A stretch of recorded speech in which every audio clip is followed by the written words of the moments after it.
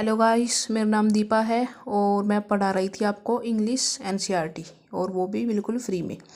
तो आज की जो बुक है वह है 10th क्लास की बुक है वह, और इस बुक का नाम है फर्स्ट फ्लाइट। तो इसकी मतलब सेकंड पोएम को देखते हैं। सेकंड पोएम का नाम है fire and ice. Robert forest की यह पोएम है।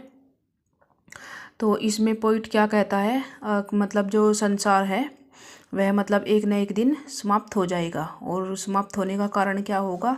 फायर माने आग, आइस और बर्फ़, दो चीज़ें ही मतलब संसार के समाप्त होने का कारण बनेगी।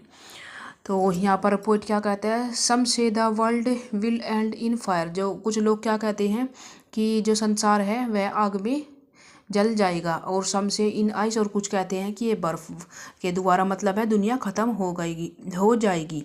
Form what I were tasted of Dzire.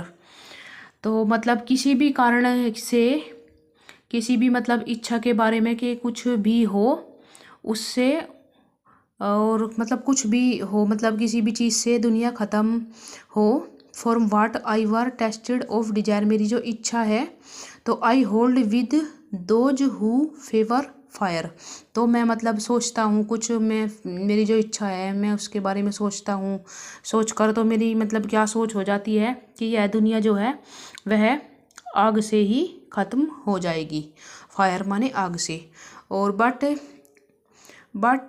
If it had to perish twice. और अगर मतलब दूसरे कथन पर मैं जाता हूँ, I think I know enough of hate to say that of destruction ice is also great and would suffice. तो मतलब दूसरे जो पहलू पर जब मैं जाता हूँ तो क्या सोचता हूँ कि ये जो दुनिया है ना, ये दुनिया बर्फ़ से भी ख़त्म हो जाएगी। तो दोनों ही कंडीशन में यह दुनिया ख़त्म हो जाएगी। तो या तो यह मतलब आग के द्वारा ख़त्म होगी या आइस के द्वारा ख़त्म होगी।